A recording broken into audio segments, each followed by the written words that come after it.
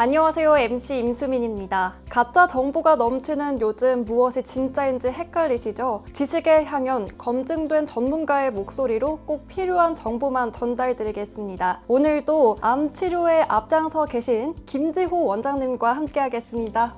저는 메디라 한방병원장이고요. 현재 암 환자를 13년째 돌보고 있는 암의 최전선에 있습니다. 네, 암의 통합 치료적인 관점을 또 제시해 주시고 계신 분입니다. 암은 매일매일 생긴다라는 말이 있죠. 암세포가 하루하루마다 생긴다라고 합니다. 그런데 어떤 분은 진단을 받으시고 또 어떤 분은 그냥 지나치시는데 암이 살 수 없는 몸을 만들 수 있을까요? 네, 가능합니다. 그러니까 우리가 암 발병률을 이렇게 나이별로 보면은 젊은 사람들은 암에 잘 안 걸려요. 특히 이제 10대 발병률 거의 0에 수렴하거든요. 그때는 건강이 너무 좋으니까, 면역이 좋으니까 안 걸리는 거고, 똑같이 면역 관리가 잘 되신 분들은 하루에 암세포가 3,000개, 5,000개 생겨도 그게 암덩이로 발달을 하지 않습니다. 그러니까는 우리가 암이 생길 수 없는 몸은 뭐냐? 면역이 좋은 몸이죠. 그걸 만들어 놓으면 암에서 자유로울 수 있게 됩니다. 그럼 아예 암세포가 0에 수렴할 수는 없는 건가요? 네, 암세포는 하루에 3,000개, 5,000개 이렇게 계속 생기게 돼 있거든요. 근데 그게 덩어리로 만들어져가지고 암으로 발전을 하느냐, 아니냐, 그 차이가 있는 거죠. 그럼 이 암세포를 면역으로 그때그때마다 정리를 할 수 있느냐가 관건일 것 같네요. 네, 맞습니다. 그러면 지금 당장 뭘 할 수 있을까요, 원장님?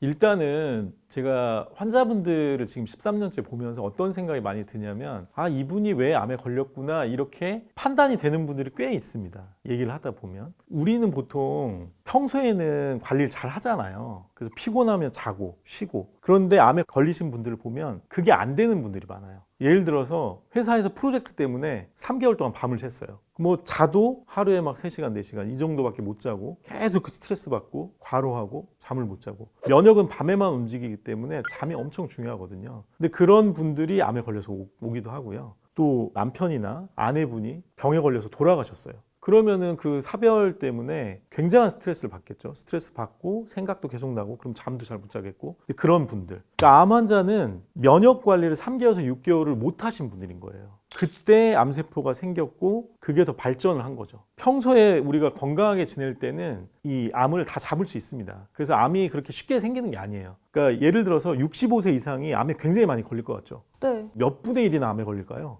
65세 이상이. 그래도 젊은 분들보다는 확실히 많이 걸리지 않을까요? 네, 젊은 분들보다 높은 건 확실한데 그래도 7분의 1 정도밖에 안 걸립니다. 그러니까 암이라는 게 호락호락하게 그냥 막 생기는 게 아니에요. 우리 몸의 면역이 너무 좋기 때문에 웬만하면 발병까지 안 가게 초기 단계에서 다 막는 거죠. 그런데 아까 말씀드렸듯이 커다란 사건, 사별, 이혼, 바람, 소송, 파산, 논문도 있습니다. 최근에는 박사 논문 쓰다가 오신 30대 분들이 그렇게 많아요. 전 이것에 대한 논문이 있습니다인 줄 알았는데 논문도 하나의 스트레스 요인이라는 엄청난 말씀이시죠. 스트레스죠. 석사 논문은 아닐 텐데 박사 논문 정도는 그 주제를 가지고 2, 3년을 노력을 해야 되고, 실제로 논문을 쓰는데 막 6개월 막 이렇게 걸리기 때문에 당연히 밤에 잠도 못 자고 이제 스트레스 받고 커피 놓고 빵 놓고 이렇게 하루 종일 앉아 있고 이렇게 되니까 이제 건강이 안 좋을 수밖에 없죠. 그래서 그런 상황을 한 3개월, 6개월 지속되셨던 분들, 그런 분들이 결국 암에 걸려서 오시게 됩니다. 생활 습관에서부터 시작된다라는 말씀이죠. 그렇죠. 그러니까 우리가 평소에 이렇게 표현하는데, 예를 들어서 요렇게 몸이 왔다 갔다 할 거 아니에요. 그러면은 요 상태로만 계속 되면 괜찮은데 이렇게 떨어졌을 때 올려야 되는데 이걸 못 올리는 거예요. 못 올리고 그냥 이렇게 쭉 가는 거죠. 그러면 거기서 암세포가 생겼을 거고 이거를 잡아먹질 못할 거고 면역계가, 그러면 이게 암덩이로 이제 발병을 하게 되는 거죠. 그래서 보통은 실제로 암이 진단돼서 오신 분들을 보면은 5년 전후에 이런 큰 사건이 있었던 경우가 굉장히 많습니다. 그 주기도 5년 정도인가요? 딱? 5년에서 3년 정도인데, 왜냐하면 요즘은 우리가 건강검진을 워낙 많이 하니까 조기에 발견되는 경우도 많거든요. 그렇게 될 경우에는 뭐 3년 전에 그런 일이 있었다 이렇게 말씀 주시는 분도 많고, 근데 그런 분들 말고 어느 정도 진행돼서 발견된 분들은 5년 정도 되신 분들도 많습니다. 그럼 일상에서 참 조심해야 될 것 같습니다. 그러면 하루 루틴을 원장님께서 좀 건강하게 설계해 주실 수 있나요? 일단은 뭐니 해도 중요한 거는 음식, 운동, 잠.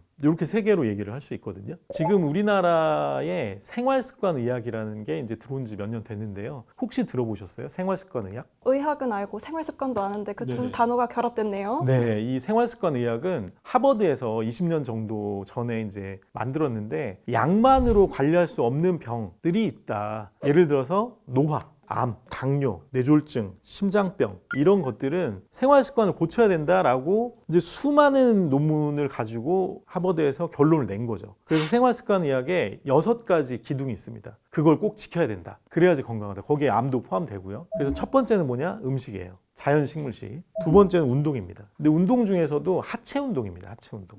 왜 그러냐면 현대인들은 하체 운동이 너무너무 부족해요. 옛날에 비하면. 앉아있고 자동차가 생겼잖아요. 그러니까 옛날에는 뭐 2만 보, 3만 보 많이 걸었는데 지금은 그렇지 않은 거죠. 그러니까 하체 운동이 굉장히 많이 줄었고 그 다음에 이제 잠이 있습니다. 잠도 현대인들은 등이 너무 많잖아요. 등도 많고 뭐 핸드폰도 있고 이런 이제 인공 빛을 너무 많이 쏘이게 되니까 그거에 의해서 리듬이 깨지는 거죠. 그래서 이제 잠 문제가 좀 심각하게 있고 그다음에 또 하나는 스트레스 관리입니다. 스트레스도 암 환자들은 기본적으로 굉장히 강한 스트레스가 있던 분들이 많다고 그랬잖아요. 근데 그런 강한 스트레스를 현대인들이 훨씬 많이 느끼게 돼요, 실제로. 왜냐하면 조직이 점점 커졌잖아요. 관련되는 사람도 훨씬 많아졌고 복잡해졌죠. 이 산업화나 도시화 이런 것들 때문에 훨씬 더 스트레스 강도가 이제 세졌죠. 그다음에 5번째는 사회적인 관계.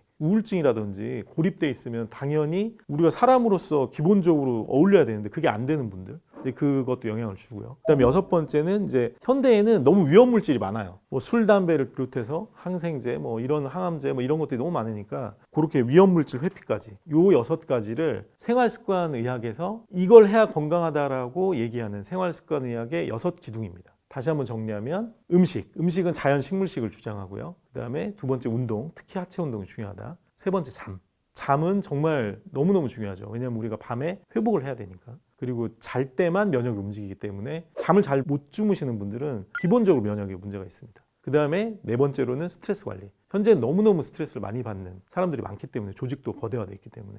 그리고 5번째는 인간관계. 그리고 6번째는 위험물질 회피. 이렇게 되겠습니다. 네, 6가지 기둥 알려주셨는데요. 또 몇 가지 기둥은 살아가기 위해서 저희가 들어가는 뭐 식습관이라든지 네네. 인간관계라든지 스트레스 거기서 무너지게 되네요. 그렇죠. 그러다 보니까 마음이 아픕니다. 우리가 암을 굉장히 특별하게 생각들을 하시는데 사실은 암 환자들은 암만 있는 건 아니고 다른 질환들도 굉장히 많습니다. 그래서 당뇨가 있는 분들, 혈압이 있는 분들, 고지혈증이 있는 분들도 굉장히 많고요. 암은 하나의 만성질환의 뭐 총체라고 생각을 하면 되고 다른 것들도 굉장히 많이 무너진 상태에서 오는 거죠. 그래서 이제 이 만성질환을 극복하기 위한 좀 전에 생활습관의학의 이 6가지 기둥 이런 것들이 암을 근본적으로 예방하는 기본이 되겠죠.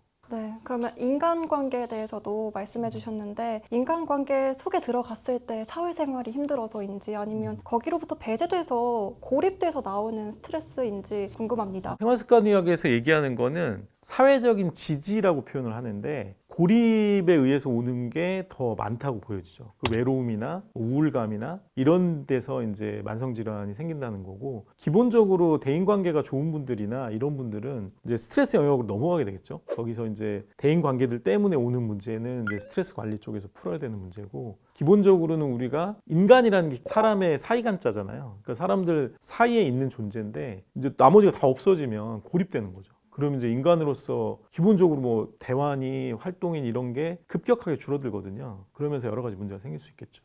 네, 그러면 잠도 구체적으로 몇 시간 정도 수면을 취하는 게 좋을까요? 지금 이제 잠 같은 경우는 보통 7시간에서 8시간 정도는 이제 주무시는 게 좋다고 말씀을 드리고 있고 이게 문제는 현대인들은 자는 시간이 점점 뒤로 밀린다는 거거든요. 그러니까 예전에 우리가 구석기 때는 이 조명이 없을 때는 뭐 얼마 안 됐어요. 한 250년? 조명이 생긴 지가 에디슨이 이걸 만든 지가 얼마 안 됐잖아요. 그전에는 사실은 해 뜨면 일어나고 해 지면 잤잖아요. 그래서 그때 만들어진 게 생체 시계입니다. 그 생체 시계는 빛에 의해서 움직여요. 그러니까 해가 뜨면 뭐 동굴 안에 있다가 해가 뜨는 걸 보고선 그 빛이 이제 이 뇌로 들어오겠죠. 그러면 아침이네 그러고 이제 깨는 거예요. 그러면 코티졸이라는 호르몬이 막 나오게 되는 거. 그러면서 활동을 시작하는 거거든요. 근데 저녁 되면 이제 해가 지잖아요. 어스름한 이제 어둠이 되는 거. 그러면 눈에서 빛이 점점 사라지겠죠. 현대인이더라도 밤 10시가 되면은 코티졸은 떨어지고 면역 호르몬인 멜라토닌이 올라오거든요. 그래서 밤 10시에 자서 아침 6시가 되면은 코티졸은 올라오고 멜라토닌이 떨어져요. 그래서 이제 자는 시간을 10시에서 6시 이렇게 하면 가장 좋은데 실제로 이제 그거를 다 지키기는 어려우니까 예를 들어서 11시에서 7시, 12시에서 8시 이런 식으로 이제 조정을 할 수는 있겠죠. 또 이제 요즘은 택시를 하시거나 대리운전을 하시거나 또 밤에 일을 하시는 분들이 많잖아요. 그런 경우는 어떻게 해야 되냐? 암막 커튼이 굉장히 중요합니다. 그러니까 암막 커튼을 쳐서 밤처럼 해야 되고 낮이니까 소리가 많이 날 텐데 그걸 이제 막아야 되겠죠. 핸드폰을 써서 막아야 되고. 그러니까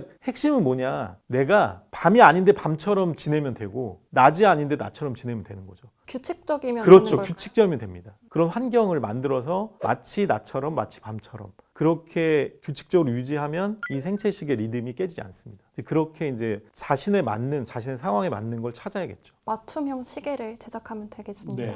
우리가 스트레스 관리를 잘해라, 또 잠을 8시간 자라 이렇게 얘기하면 뭐 이거 다 아는 거 아니야? 이렇게 얘기하실 수 있는데 실제로는 섬세함의 차이가 있습니다. 디테일의 차이가 있고 이거를 어떻게 리듬을 깨지지 않게 할 거냐 이 문제가 있고요. 스트레스 관련해서는 스트레스를 너무 깊게 빠져가지고 여기서 다시 올라오지 못하는 게 문제거든요. 예를 들어서 어떻게 해야 되냐? 내가 만약에 소송을 당했어요. 그것 때문에 밤에 막 잠도 못 자고 지금 막 3개월을 막 고생하고 있어요. 그런데 그럼 어떻게 될까요? 이 스트레스에 벗어나려면? 그 소송의 이야기를 좀 단절시켜야겠죠? 그렇죠. 그러면 여행을 가면 되죠. 휴가를 가면 되죠. 강력한 스트레스 사건에 있는 분들은 반드시 하셔야 되는 게 뭐냐? 이걸 끊어야 돼요. 중간에. 그러니까 뭐 밤에도 계속 생각나고 막 이것 때문에 막 스트레스 받고 열 받고 막 잠도 안 오고 막 이런 상태를 벗어나야 돼요. 그걸 벗어나는 게 가장 좋은 게 여행, 휴가 이런 겁니다. 그래서 중간중간에 리프레시를 하고 오는 거죠. 계속 그 생각만 하는 게 아니라. 그러면 몸 상태도 달라집니다. 그러니까 강력한 사건에 어쩔 수 없이 우리가 뭐 파산이나 소송이나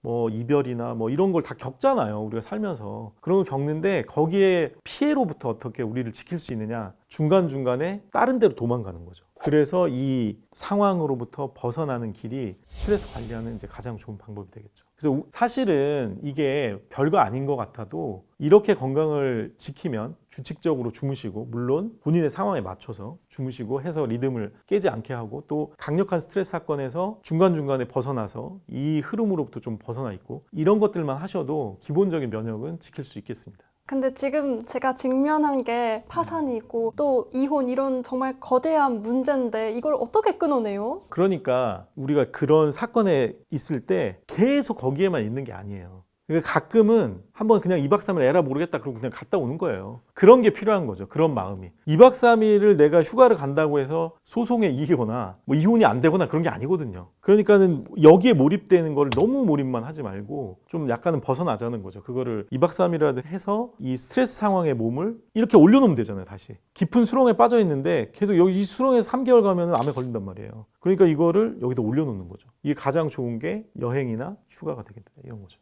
제가 최근에 들은 말 중에 인생은 결국 기분 관리다라는 말이 있더라고요. 네네네. 그것처럼 이 기분 관리가 암을 예방하는 또 병을 예방하는 네네. 치료가 될 수 있겠네요. 충분히 가능하죠. 그러니까 저는 어떻게 얘기하냐면 우리가 리듬이 깨지면 안 되거든요. 근데 이제 원래 우리의 리듬은 이렇게 왔다 갔다 해요. 기분도 좋았다가 뭐 우울했다가 이럴 수 있는데 이 우울감으로 계속 간다. 이건 문제가 있는 거죠. 그래서 이 수렁에 있을 때 어떻게 치고 올라갈 거냐를 고민을 많이 해야 되는 거죠, 사실은. 면역이 떨어졌다라는 걸 본인이 인지하면 그러니까 예를 들어서 우리 몸은 경고를 계속 보내거든요. 면역이 떨어졌어. 너 조심해. 이런 경고를 보내요. 예를 들어서 입술에 헤르페스 바이러스가 돋았어요. 이건 뭘까요? 피곤해. 너 피곤해 지금 너 쉬어야 돼. 근데도 막 그거 무시하고 그냥 또 밤새고 막 이런 사람이 있다고요. 그러니까 뭐 대상포진이 왔어요. 이거는 면역이 확 떨어졌다는 소리거든요. 그래서 그런 사인들을 또 막 너무 기력이 없고 뭐 이런 상황이 온단 말이에요. 그리고 감기도 더 잘 오겠죠. 면역이 이제 어느 정도 떨어지면 당연히 감기나 이런 게 온단 말이에요. 그래서 그런 사인들이 왔을 때 어떻게 대응할 거냐가 큰 병을 막는 가장 큰 무기라는 거죠. 그런 사인은 우리 몸이 계속 주고 있기 때문에 뭐 감기가 왔어요. 그럼 당연히 쉬어야 되자는 거잖아요. 그거를 그냥 감기약 먹고 또 으쌰으쌰 해가지고 나가서 일한다? 그러면 큰 병이 오는 거예요. 근데 그렇게 하면 안 된다는 거고 작은 병이 왔을 때 그때 쉬어줘야 되는 거죠. 솔직히 작은 병이면 그냥 약국에서 처방받고 끝날 수도 있잖아요. 근데 이제 궁극적으로는 사실은 약을 먹어서 호전되는 거는 임시 방편인 경우가 굉장히 많거든요. 그런데 그게 더 큰 병을 나중에 유발할 수 있기 때문에 작은 병일 때 약을 먹어서 증상을 좀 없애더라도 쉬어주는 게 일단은 굉장히 좋은 거예요. 그러니까 좋은 음식을 먹고 소화기도 좀 안정시키고 뭐 장도 좀 회복시키고 그러는 게 기본이라는 거를 염두에 두셔야 됩니다. 네, 휴식 이야기 해주셨는데 그럼 이번에는 에너지, 힘을 좀 얻을 수 있는 그런 방법은 없을까요? 우리가 건강하면 생각하는 게 이제 뭐 운동 이게 딱 떠오르잖아요. 그럼 운동을 하면 뭐가 좋아질까요, 도대체? 근육이 생깁니다. 그렇죠. 근육이 생기죠. 근육에 제일 많은 게 미토콘드리아라는 거예요. 미토콘드리아라는 게 있는데 사실 우리 몸은 두 개의 공생 집단이 있습니다. 하나는 뭐냐? 장내세균입니다. 장내세균. 장이 있는 생명체가 5억 년 전에 생겼어요. 그때 이제 장내세균들이 생긴 거죠. 그러니까 지금 5억 년 이상을 같이 온 거예요. 이게 진화를 한 거고. 그거보다 더 먼저 생긴 게 있죠. 그게 미토콘드리아입니다. 미토콘드리아는 우리가 원핵 생물일 때, 그러니까 이건 그냥 미생물이에요. 미생물인데 20억 년 전에 여기에 미토콘드리아라는 게 들어왔어요. 그래서 같이 살기 시작하면서 지금 이렇게 우리가 다세포 생물이 된 거예요. 그리고 근육에 되게 많고 심장에도 굉장히 많고 이제 이런 거거든요. 그래서 우리가 건강의 핵심이라고 얘기하면 사실 두 가지로 볼 수 있습니다. 하나가 미토콘드리아가 얼마나 건강하냐, 또 하나가 장내세균이 얼마나 건강하냐. 요게 우리한테 주는 게 굉장히 많거든요. 미토콘드리아는 예를 들어서 발전소라고 생각하시면 돼요. 지금 내가 힘이 없다. 그럼 미토콘드리아가 에너지를 덜 내는 거예요. 이거는 에너지 발전소예요. 그래서 예를 들어서 허벅지가 막 이굴기 있는 사람이 있단 말이에요. 그 사람이랑 얇은 사람하고 누가 더 힘이 나겠어요, 당연히. 이렇게. 그렇죠. 이 사람은 미토콘드리아 발전소가 엄청 많은 거죠. 이 근육을 왜 키워야 되냐? 미토콘드리아 발전소를 건설을 많이 하는 거예요, 그게. 그러니까 당연히 에너지가 엄청 많이 날 수 있는 거죠. 그래서 이제 장수의 조건 중에 장내세균 얘기도 굉장히 많이 하고 있고요. 또 하나가 미토콘드리아입니다. 그래서 어떤 연구도 있냐면 우리나라에 그분이 대구 분인데 108세 정도까지 사셨어요. 굉장히 장수하셨죠. 운동을 엄청 하시는 분일까요? 그렇죠. 그분은 보이스카웃을 거의 90년 가까이 하셨고 산악회를 25개나 만드셔가지고 평소에 굉장히 하체 운동도 많이 하시고 그러신 분이죠. 그분하고 운동 안 하는 20살짜리 청년하고 미토콘드리아를 비교했더니 이분이 더 많은 거예요. 100살인데. 그러니까 어떻게 우리가 관리하냐에 따라서 장수하는데 또는 건강을 하는데 암을 예방하는데 도움이 될 수 있다는 거죠. 그걸 우리가 충분히 관리할 수 있다는 거죠. 그러면 근육이 좀 더 크신 분들이 미토콘드리아가 많으니까 암이나 장이나 건강하실 수 있다라는 그렇죠. 말씀이신가요? 네, 충분히 가능합니다. 제가 그래서 환자분들께 얘기하는 거는 이 건강의 핵심이 미토콘드리아와 장내세균 이 두 개가 또 이제 붙어 있거든요. 이 두 가지를 어떻게 관리하냐에 따라서 다르다라고 이제 말씀을 드리고 예를 들어서 우리가 그냥 걷기만 한다. 어떤 게 더 좋을지 생각해 보세요. 그냥 밥 먹고 30분 걷는다 이거랑 하루에 나는 스쿼트를 100개 해 이거랑 어떻게 생각하세요? 당연히 후자죠. 그렇죠. 왜 그럴까요? 스쿼트를 하면은 미토콘드리아 공장이 생기는 거예요. 근데 걷기만 하면 공장을 새로 증설을 못 하거든요. 그러니까 유지는 할 수 있지만 미래를 위한 준비는 못 하게 되는 거죠. 그래서 나이 들수록 근육 운동이 왜 중요하냐? 미토콘드리아를 만들어줘야 되거든요. 계속 없어지니까. 미토콘드리아가 네네. 근육을 좀 더 크게 했을 때마다 더 좋아진다라는 말씀이시죠? 맞습니다. 그러니까 일종의 발전소 개념이에요. 여기다가 발전소를 더 많이 증설하면은 에너지가 더 많이 올라올 거네요. 그래서 암 환자한테도 제가 이제 항상 말씀드리는 게 스쿼트를 해라, 스쿼트를. 어떤 일이 생기냐? 암세포가 우리가 밥을 먹으면 포도당을 가져갈 거 아니에요? 암세포는 포도당도 먹고 뭐 단백질 먹고 다 먹지만 이걸 가져갈 때 얘가 뺏어가는 거예요. 얘도 에너지를 내려면 얘도 에너지원이 필요하거든요. 그러니까 허벅지가 큰 사람은 마른 사람에 비해서 암이 가져갈 거를 더 가져가는 거예요, 얘가. 도움을 주는 거네요, 그렇죠. 확실히. 그렇죠.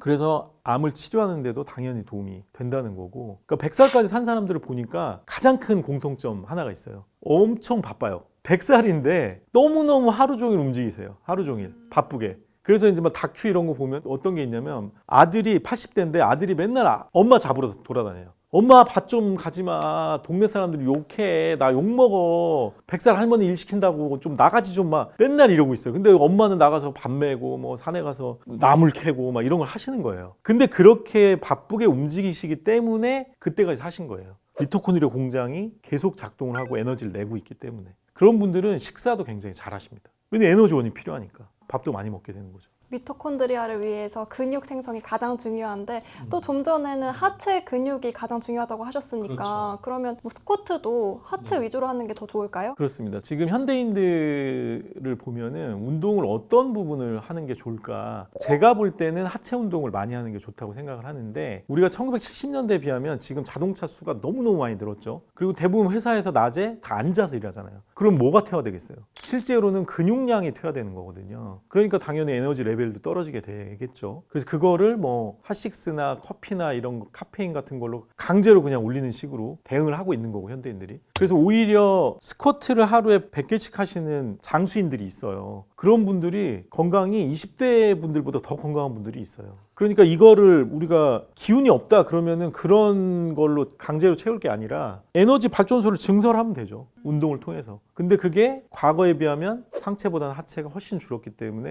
하체 쪽을 좀 더 강화해야 된다. 이런 거죠. 연세 드신 분들이 요즘 내가 기운이 너무 없어서 힘들다 이런 분들이 많단 말이에요. 그러면 이제 사람들이 대부분 찾는 게 보약이나 뭐 그런 걸 찾으시는데 그럴 게 아니라 이 근육이 빠져가지고 기운이 없는 게 당연한 건데 이 근육을 먼저 살릴 생각을 안 하고 다른 걸부터 찾는다는 거죠. 그래서 이렇게 근육 회복을 하시고 그 다음에 생활습관의학에서 얘기하는 6가지 자연식물식 운동, 이 운동이 이제 핵심적으로 근육까지 얘기하는 거죠. 그리고 잠 관리, 그 다음에 스트레스 관리, 위험물질 회피, 사회적인 관계 이런 것까지 다 점검을 하시면 좋겠습니다. 네, 기둥이 탄탄한 공장 많이 증설하시기 바랍니다. 그러면 우리 암이 대사 질환이잖아요. 그래서 뭐 당뇨병이라든지 아니면 치매라든지 고혈압이라든지 다 모든 이 대사 질환이 한 뿌리에서 나온 거라고 볼 수 있을까요? 네, 맞습니다. 제가 좀 전에 생활습관의학의 6기둥을 얘기했는데 생활습관의학에서 대상으로 하는 질병이 방금 말씀하신 암,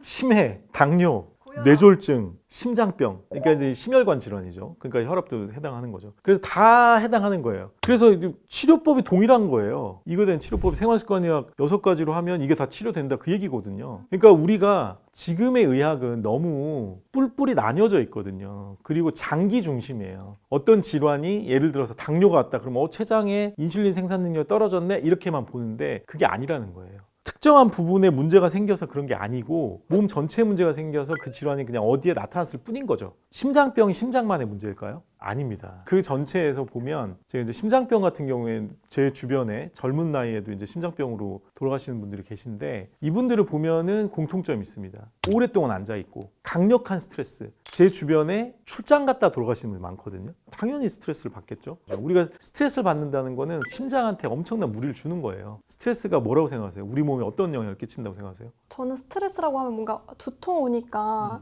이쪽에만 영향을 주지 않나라는 생각이 들어요. 그게 아닙니다. 스트레스 핵심이 뭐냐? 스트레스 핵심은 심장으로 모든 혈액을 보낸다 이겁니다. 그래서 심장에 가장 무리를 가요. 구석기 때는 우리가 사자를 만났을 때 그걸 회피하려고 만든 게 스트레스 대응 시스템입니다. 그게 2, 3초 내에 모든 혈관을 좁혀서 심장으로 혈액을 보내고 심장은 하지로 쏘고 요건데 요게 현대인들의 많은 질병을 유발시키는데 왜 그러냐? 옛날에는 사자를 하루에 뭐 한두 번 만났잖아요. 지금은 사자랑 같이 살아요. 남편이 사자고 시어머니가 사자고 직장 상사가 사자고 돈이 사자고 회사가 사자고 이런 거죠. 그럼 하루 종일 막 심장이 벌렁벌렁 하는 거죠. 하루 종일 욕 먹을까 봐. 스트레스 상태로 있는 거예요 이게. 그럼 심장이 엄청나게 부하를 갖겠죠. 그런데 사람들은 그렇게 스트레스 받을 때 어떻게 해요?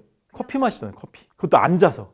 커피가 왜 안 좋냐? 스트레스 받을 커피를 먹으면 코티졸이라는 게 많이 나오거든요. 카페인에 의해서. 혈관을 더 좁혀요. 그럼 심장으로 혈액이 더 몰릴 거 아니에요. 악순환을 만드는 거죠. 거기다가 커피 마시면서 앉아있죠. 그럼 심장에 이만큼 혈액이 몰렸는데 옛날엔 뛰었잖아요. 그러니까 심장에 몰린 혈액이 빠질 거 아니에요. 안 빠지죠. 그러면서 심장병이 오는 거예요. 그러면서 심장은 원래 리듬을 타고 있는데 갑자기 홍수가 나가지고 막 여기로 댐을 만들어 놨는데 그게 일종의 심장인데 이 심장이 댐을 가둬져가지고 점점 커지는 거죠. 그러면서 리듬도 깨지고 그러면서 심장병이 오죠. 그래서 현대인들이 심장병이 굉장히 많고 우리가 생각하는 화병, 우리가 화병이라고 생각했는데 검사를 해보니까 70%가 심장병이에요. 그러니까 그렇게 스트레스를 많이 받으시는 분들은 기본적으로 심장병을 다 앓고 있다는 거죠. 저는 스트레스를 받을 때 커피를 마시면 집중력이 좀 높아지는 것 같아서 좋아했거든요. 그래서 관계가 없는 거다, 연관은 없다라고 생각했는데 아니었네요. 그게 아니죠.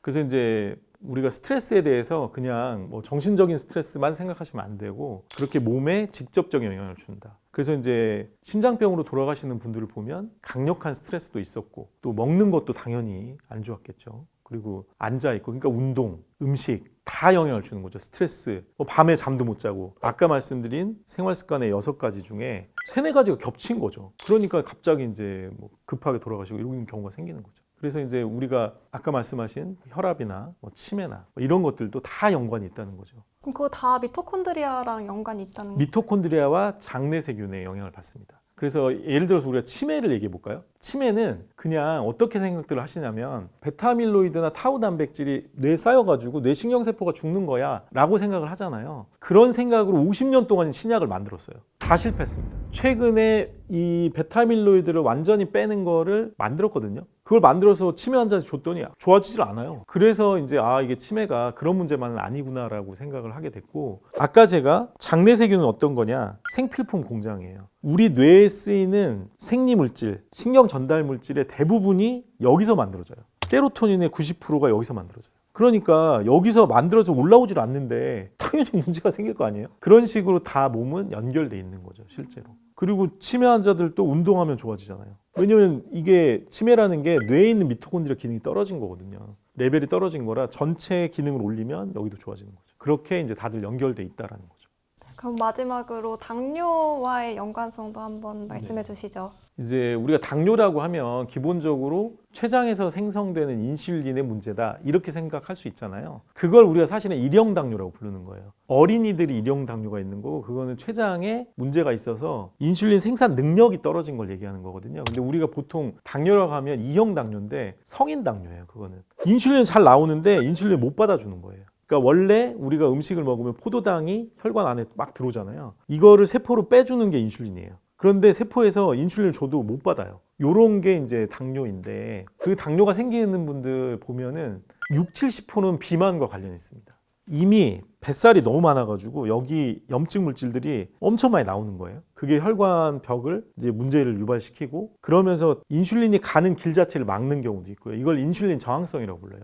인슐린이 역할을 하려고 내보냈는데 역할을 못 하는 거죠. 그런 문제들이 생겨요. 그리고 당뇨 환자들 보면은 먹는 것도 일단 음식도 조절을 하잖아요. 왜냐하면 우리가 수렵 채집의 시대에서 이제 10,000년 전에 곡식을 키우기 시작했잖아요. 여기부터 이제 당뇨가 생기기 시작한 거예요, 사실은. 왜냐하면 그전에는 이렇게 곡식을 많이 안 먹었거든요, 탄수화물을. 근데 지금 뭐 보세요. 빵, 면, 다 이제 뭐 어마어마하게 탄수화물 많이 먹죠. 그러니까 옛날보다는 탄수화물이 진짜 많이 들어오기 시작한 거고. 그러니까 그거를 처리하려고 이제 우리 췌장이 훨씬 더 일을 많이 하는 거고, 거기다가 그걸 방해하는, 이제 옛날에는 우리가 잘 못 먹었으니까 이걸 저장하려고 저장 기능을 만들어 놨단 말이에요. 그런데 그 저장 기능이 염증을 막 유발시켜요. 그러니까 이게 역효과가 나는 거예요, 옛날에 만든 기능들이. 아까 이제 사자를 피하려고 만든 스트레스 대응 시스템이 다른 만성 질환을 유발하는 거와 비슷하게, 구석기 때 이제 맨날 수렵 채집하다가 못 먹으니까 일단 먹으면 충분히 저장을 해놓으려고 했던 이 기능이 지금 현대인들의 비만, 당뇨 이런 걸 유발하는 거죠. 그래서 당연히 비만, 당뇨도 마찬가지로 식이요법이나 운동 이런 거 당연히 필요하죠. 아까 말씀드렸듯이 미토콘드리아를 여기다가 엄청 많이 만들어 놓으면 혈당을 여기서 가져간다니까요. 굳이 인슐린을 쓰지 않아도 지가 알아서 가져가요, 그러면. 그러니까는 운동이 너무너무 중요한 거고, 그러니까 그런 미토콘드리아, 마이크로바이옴이 우리 몸에 같이 사는 존재임에도 불구하고 너무 작고 안 보이고 우리 장기가 아니라는 이유로 지금 너무 폄훼가 되었던 거죠, 사실은. 그래서 제가 이번에 쓰는 논문이 우리 건강의 핵심은 우리랑 20억 년, 5억 년 동안 살아온 미토콘드리아 마이크로바이옴이다. 이걸 복원함으로써 이제 우리 몸의 기본 건강을 올릴 수 있다 라고 이제 주장하는 논문을 제가 쓰게 된 거고요. 그래서 여러분들도 기본적으로 건강을 챙기실 때 6가지 기둥 반드시 생각하시고, 이게 만성질환 여러 가지에 다 영향을 준다 이렇게 생각하시면 되겠습니다. 네, 지금까지 김지호 원장님과 함께 우리 몸을 지키기 위해서 공장이 증설되어야 한다, 에너지 공장 그리고 생필품 공장에 대한 이야기까지 해봤습니다. 네, 지식의 향연 다음 시간에 더 유익한 정보로 찾아뵙겠습니다. 내 몸의 암세포를 굶겨 죽이고 또 암세포를 이기는 그런 건강한 시간이 되셨길 바랍니다. 지금까지 지식의 향연이었습니다. 고맙습니다. 감사합니다.